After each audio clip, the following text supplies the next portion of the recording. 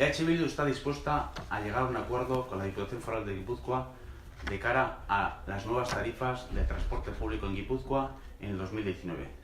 Simplemente planteamos dos cosas que son fáciles de entender y que son posibles llevarlas a cabo en esta legislatura antes de empezar la siguiente. Las propuestas son muy simples. La primera, que todos los transbordos entre operadoras sea gratuito. Y la segunda, que a partir del viaje 51 los viajes sean gratuitos. Eso es muy simple de hacerlo, es posible. Si la Diputación Foral de Guipúzcoa y el Gobierno vasco no son capaces de llegar a un acuerdo con respecto a las tarifas del 2019 en el transporte público, desde EH Bildu solamente planteamos estas dos condiciones para poder llegar a un acuerdo de tarifas públicas.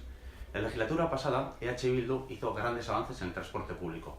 Por un lado, puso en marcha la MUGI con un gran esfuerzo y es hoy en día un referente. Y en segundo lugar, en todas las comarcas de Guipúzcoa se pusieron y se reforzó el transporte público. Con lo cual, nos parece que es un momento adecuado para dar otro paso más y hacer una reflexión sobre las tarifas. Y estas propuestas son viables y se podrían poner en marcha en abril.